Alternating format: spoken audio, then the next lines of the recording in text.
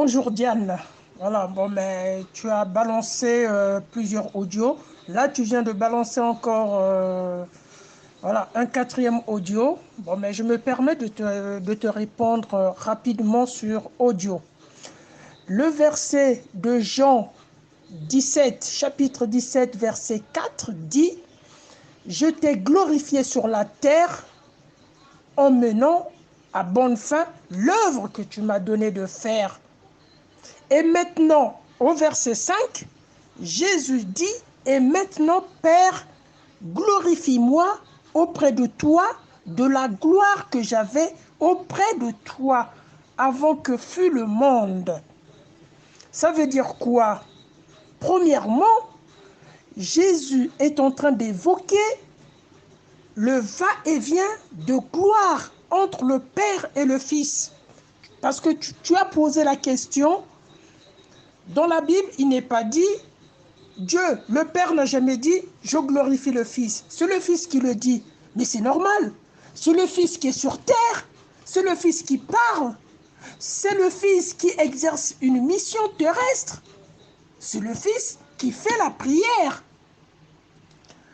Cette prière de Jésus, il faut voir le contexte de la prière. Jésus a tout fait. Jésus a rempli sa mission.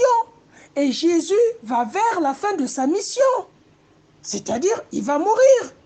Et il veut prouver aux apôtres. Il a promis le Paraclet, le Saint-Esprit aux apôtres. Ça, tu le sais très bien. Mais pourquoi il ne faut pas qu'il y ait une confusion dans ton esprit. Il y a d'un côté Jésus qui est un homme comme toi et moi, et de l'autre côté, la divinité de Dieu qui était en lui. C'est pour cela qu'on dit Jésus est Dieu. Mais en réalité, Jésus est un homme qui porte un esprit qui est l'esprit de Dieu. Et Jésus, là, il parle comme un homme. Jésus, quand il exerce sa mission sur terre, il exerce sa mission comme un homme et non comme un Dieu. Mais ça ne fait pas de lui qu'il n'est pas Dieu. Il exerce sa mission comme un homme. Retiens-le. Exerçant son ministère comme un homme, il va prier comme un homme. Malgré qu'il est homme, on voit bien dans ses propos, dans ses paroles, des attributs divins. Par exemple, pardonner les péchés, c'est un attribut divin. Et pourtant, c'est Jésus homme qui est en mission sur terre. Tu vois? Donc, Jésus, il avait fini ses instructions d'adieu à ses disciples. Il devrait désormais rendre témoignage de lui. Il avait promis le Saint-Esprit, qui est la puissance et la vérité. Et maintenant, il dit devant les apôtres, dans une prière, « Père, l'heure est venue, glorifie ton Fils. » Mais il demande au Père de le glorifier. Pourquoi? Parce que sur terre, il est homme, il est fils. Et quand il dit au Père de le glorifier, là, dans le contexte de Jean, chapitre 17, versets 1 à 5, Jésus demande, « Père, glorifie-moi au ciel. » C'est ça que tu n'arrives pas à comprendre. Il faut bien faire l'exégèse. Jésus demande qu'il ne soit pas glorifié ici sur terre, qu'il soit glorifié au ciel. Pourquoi? Pourquoi Jésus le dit? Il a terminé sa mission, il a ramené les brebis vers ce qu'on va dire, vers l'évangile, c'est-à-dire la bonne nouvelle du royaume des cieux. Il va bientôt mourir pour accomplir sa mission. Père, glorifie-moi au ciel. Parce que moi, je suis en train de te glorifier ici sur terre. C'est comme ça qu'il faut croire, qu'il faut comprendre. Glorifier, le verset 4 du chapitre 17, c'est un va-et-vient de gloire entre le Père et le Fils. Le Fils glorifie sur la terre, le Père glorifie au ciel. Tu as un problème, tu as un problème. Tu confonds. Tu parles de Jésus comme si Jésus était 100% Dieu. Jésus n'était, bien qu'il était Dieu, mais Jésus s'est dépouillé. Il s'est fait homme. Donc, il faut voir en Jésus comme un homme aussi. Quelqu'un qui est venu nous montrer l'humanité de Dieu. Parce que Dieu a une partie humanité et une partie divinité. Dieu créa l'homme à son image. Nous sommes à l'image de Dieu. C'est ça le but. À l'origine de la création, nous sommes sortis à cette image de Dieu. Mais cette image de Dieu que Dieu créa l'homme, ce n'est pas l'image de la divinité, c'est l'image de l'humanité de Dieu. Cette humanité de Dieu que nous a montré Jésus, c'est une humanité qui nous conduisait à avoir des comportements de sans péché. Cette humanité, Jésus l'a bien montré. Il a vécu sans péché sur terre. Mais nous, on a péché dans le jardin d'Éden. On est sorti de l'humanité de Dieu qui est l'image de Dieu. Bon, bref, je vais faire court. Je pourrais faire un deuxième audio si tu as d'autres questions à poser ou bien si tu n'as pas compris cet audio.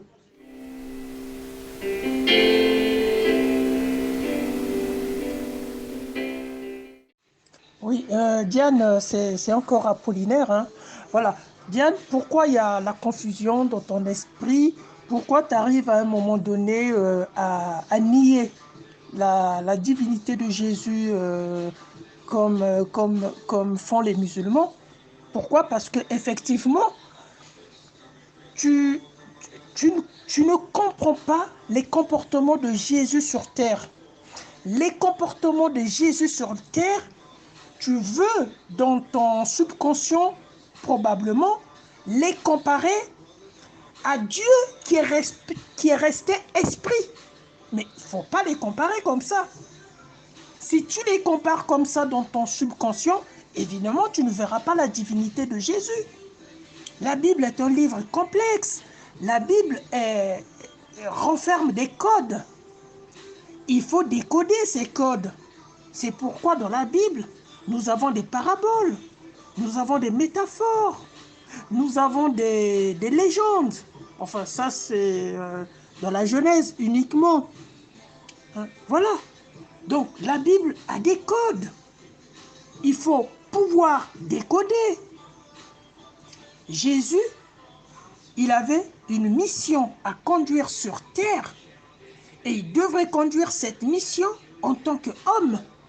Mais bien qu'il conduisait cette mission en tant qu'homme, Jésus a montré sa divinité, le pouvoir qu'il avait, parce qu'il était en contact permanent et parfait avec le Père. L'exemple que Jésus était aussi homme et aussi Dieu, parce que toi, tu as l'impression quand tu parles de Jésus, c'est comme si Jésus était 100% Dieu uniquement. Non, il était 100% homme, 100% Dieu. Il ne faut pas oublier la partie 100% homme de Jésus. C'est pour cela que tu ne comprends pas la divinité de Jésus. Jésus n'était pas esprit. Dieu, il est esprit. Jésus s'est dépouillé pour se faire homme. En se dépouillant pour se faire homme, Jésus n'est plus esprit comme Dieu est esprit.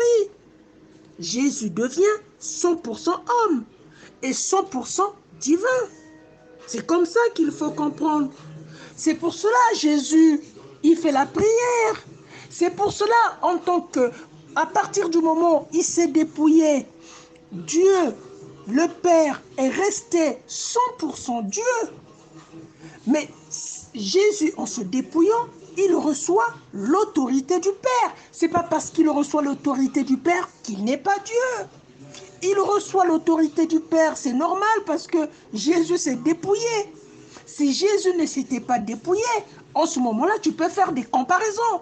Mais tu es en train de faire des comparaisons de comportement entre Dieu, entre le Père qui ne s'est pas dépouillé et Jésus qui s'est dépouillé.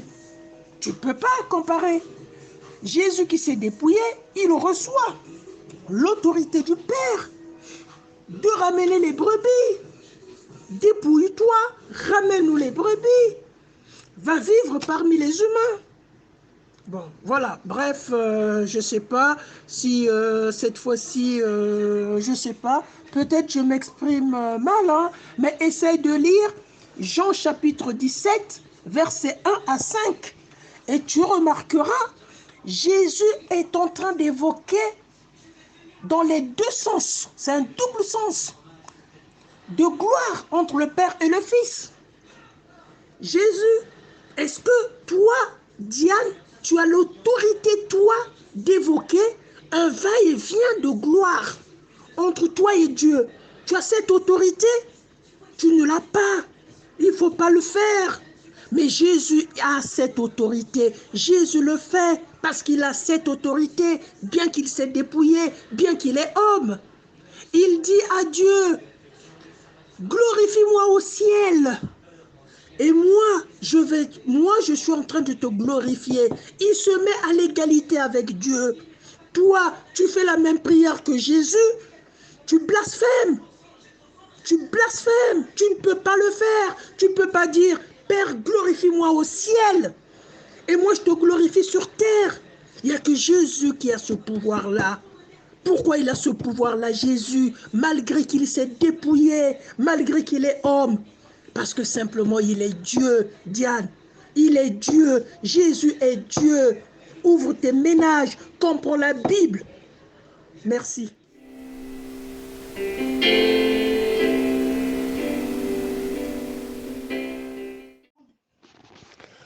Bonjour à tous et à toutes, chers frères dans le Seigneur et membres du groupe Je suis la lumière. Je voudrais déjà vous dire que je suis resté un peu de loin à vous observer, à écouter les choses parce que j'ai été très occupé. D'accord? Le Seigneur faisant grâce de nous donner l'occasion de mettre en exergue les talents qu'il nous a donnés. Et donc, nous devons travailler, bosser et tout ça. Voilà. Que son nom soit béni. Alors, je voudrais saluer très fraternellement le frère Apollinaire que je vois réagir tout nouvellement parce que j'avoue que avec chaque membre du groupe, il y a eu des vagues de personnes différentes qui ont eu à intervenir pour essayer de recadrer notre très chère Diane Doré, comme je pourrais le dire. Tout le monde essaie de l'aider, mais j'ai l'impression que le refus même de vouloir se faire aider est d'acier. Voilà. Merci frère Apollinaire parce que je t'assure que le combat est difficile. Hein. Essayer de faire comprendre la divinité de Dieu à Diane, c'est réussir à convaincre, je ne sais pas, peut-être Satan d'aller se repentir devant Dieu avant le temps. Voilà, c'est très difficile parce que Diane a une gamme à elle qui, waouh, je ne sais pas comment dire, je t'assure, frère Apollinaire, je ne crois pas qu'elle fasse exprès parce que tout le monde a essayé. Et si tu regardes bien l'historique de tous les dialogues, en fait, Diane seule, elle est seule à être dans sa logique, elle seule contre le monde entier, c'est-à-dire tous les chrétiens. Je lui ai même dit un jour, si tu doutes de la divinité de Jésus, alors ne te fais pas appeler chrétienne. Parce que Christ est parfaitement homme et parfaitement Dieu. Je lui ai dit un jour que nous avons tous été créés à partir d'un spermatozoïde, de la fécondation d'un homme et d'une femme. Mais Jésus a été conçu par une conception immaculée, venu directement du ciel, c'est-à-dire c'est le Saint-Esprit qui est venu mettre Jésus, l'ayant diminué de sa puissance divine pour le mettre dans le ventre de Marie au stade de l'humain. Et je suis sûr que Jésus n'a pas été alimenté par le cordon ombilical de Marie. Dans ce cas-là, si jamais c'était le cas en ce moment, Jésus ne serait pas ce qu'il est parce qu'il aurait été parfaitement humain et non divin. Il a sûrement été nourri Je dis, sa croissance a été faite directement par le Saint-Esprit. S'il a pu le mettre, c'est qu'il a pu le nourrir.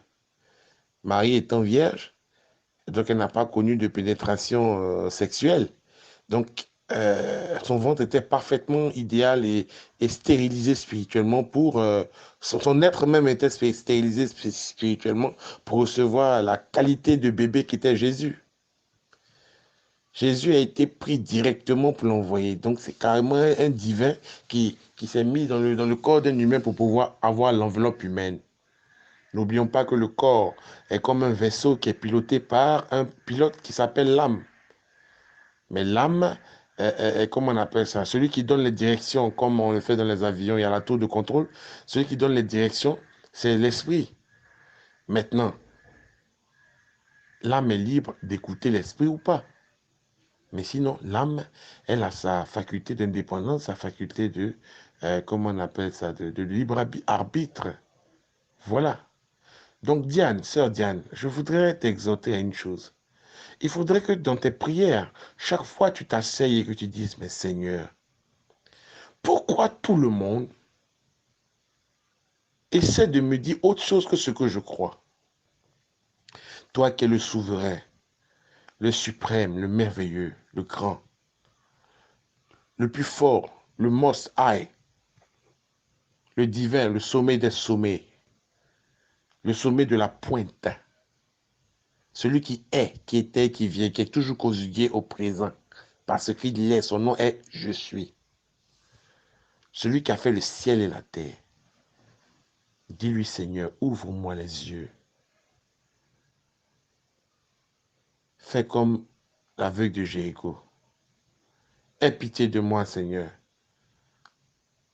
Seigneur Jésus, fais que je voie de nouveau. Et je crois qu'il le fera pour toi, Diane. Le frère Apollinaire n'est pas en train de crier. En fait, il pleure pour toi. Il pleure pour toi parce que si tu ne reconnais pas la divinité de Christ, ne te fais pas appeler chrétienne. Non, ne fais plus ça alors. Va te convertir à autre chose. Deviens, je ne sais pas, animiste ou quelque chose comme ça. Ou ne te fais plus appeler chrétienne. Fais-toi appeler, je ne sais pas, quelque chose d'autre que ça. Parce que quand on dit chrétien, c'est déjà Christ. Il est le chemin, la vérité et la vie. Et nul ne peut arriver au Père si ce n'est que par lui.